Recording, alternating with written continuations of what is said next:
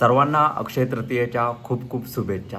आजचा व्हिडिओ एकदम स्पेशल होणार आहे, कारण की आजच्या व्हिडिओमध्ये आपण जाणार आहोत कोकणामधील बैलगाडा शर्यत पाहण्यासाठी. घाटमाथ्यावरती बैलगाडा शर्यत ही वेगळ्याच पद्धतीची असते, पण कोकणामध्ये ही समुद्र किनारपट्टीवरती बैलगाडा शर्यत ठरवली जाते. तर या बैलगाडा शर्यत कशा पद्धतीने होते आपण हेही बघणार आहोत.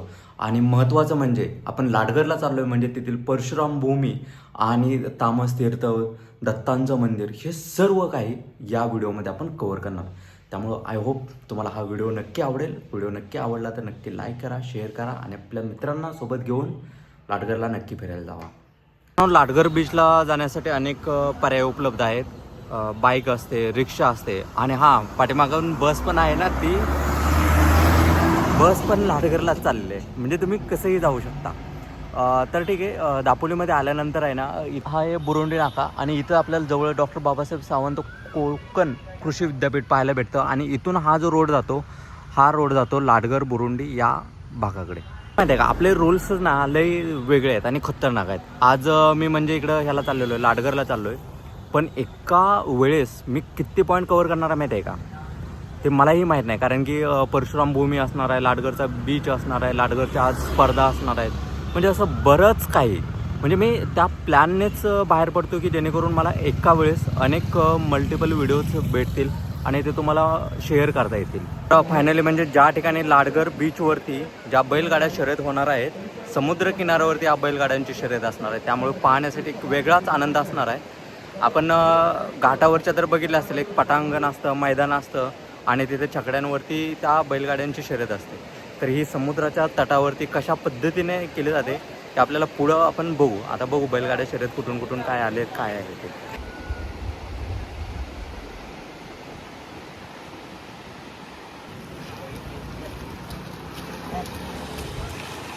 तर मंडळी हो, सगळ्या अशा बैलगाड्या इथं आलेल्या आहेत. इथे छकडा नसून पूर्णपणे पाठीमागची गाडी आहे असं दिसतंय. म्हणजे घाटावरती कसं एकदम छोटासा छकडा असतो, पण तसं नाही, इथे पूर्ण मोठा गाडी आहे. नवीन जोडी गणेश कर्देकर, मनीष बे, नितेश बोरकर, विश्वनाथ तावसाळकर, साहिल गोडे आहे, गजानन कांबळे जालगाव, सचिन.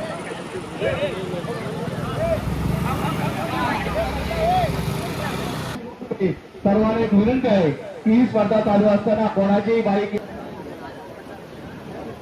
मला वाटलं की फक्त घाटावरच्या लोकांनाच बैलगाडा शर्यत प्रिय असेल, पण इकडं बघू शकता की खूप जास्त प्रमाणामध्ये पण आपल्याला गर्दी पाहायला भेटते.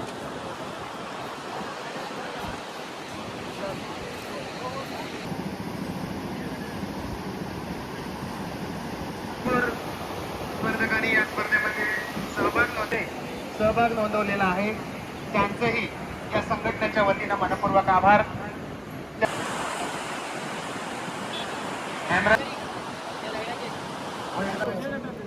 आणि या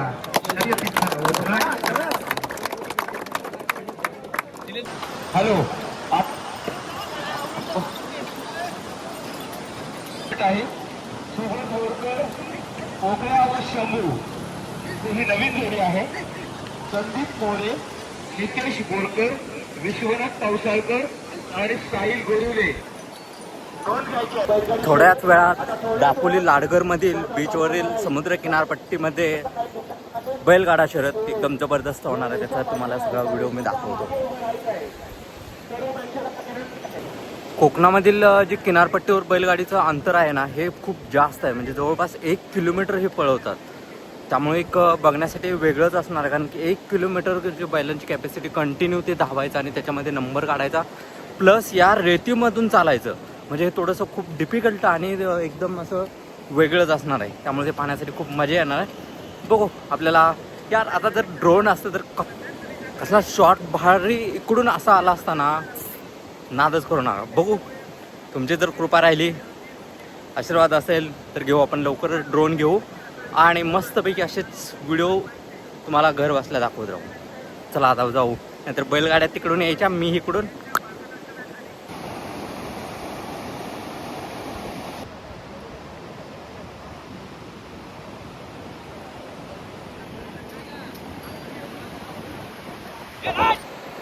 काही मिनिटामध्येच हा बैलगाडा शर्यत आपल्याला पाहण्यासाठी मिळणार आहे.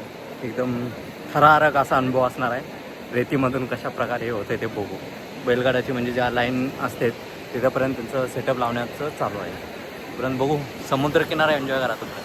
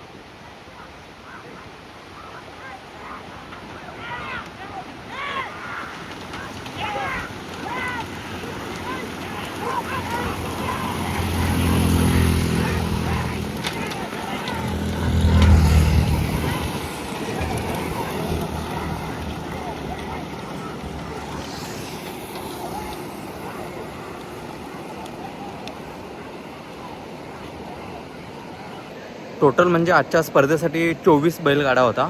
त्यामुळे त्यांनी 8-8चे पेअर लावले. 8-8 जोड्या एका वेळेस सोडत होते. म्हणजे असे 3 राऊंड होणार होते. आता 2 राऊंड झालेले आहेत, 1 राऊंड बाकी आहे. तर म्हणजे प्रत्येक 8 बैलगाडीतून 3 नंबर काढले जातात, पहिला, दुसरा, तिसरा.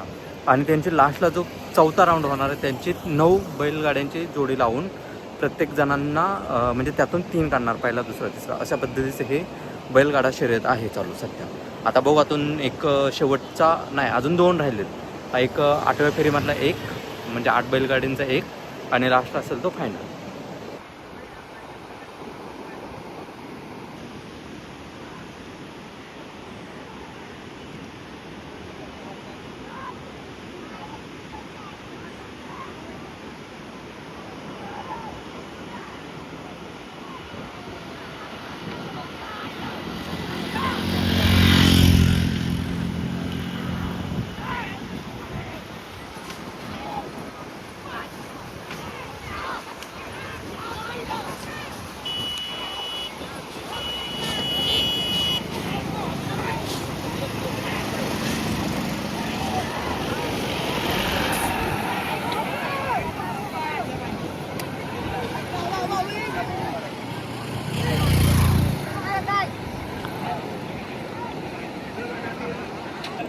आता जी बैलगाडी शर्यत होणार आहे ती सगळी अंतिम फायनल असणार आहे. म्हणजे त्या फायनलमधून 3 निवडले जाणार आहे. तर बघू आता फायनलचा चित्त थरारक असा रेस.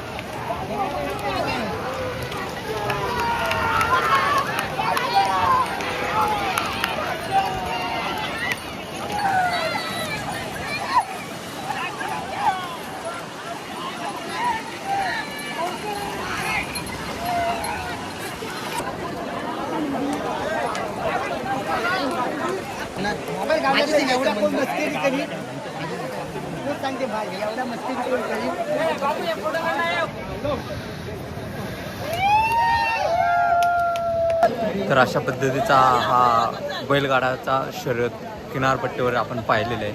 त्यांचा पहिला नंबर आलेला आहे, बाकीच्यांचा अजून दुसरा तिसरा नंबर असा आलेला आहे. मस्त. दापोली तालुका समुद्र किनारपट्टी बैलगाडी शर्यत संघटना या स्पर्धेचा आता बक्षीस समारंभ चालू होते.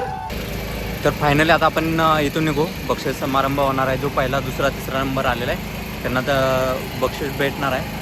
आता आपण इथंच जवळ असलेल्या तामस तीर्थवर किंवा लाटगर बीचवरील श्री दत्तगुरूंचं मंदिर हे पण पाहण्यासाठी जाणार आहोत.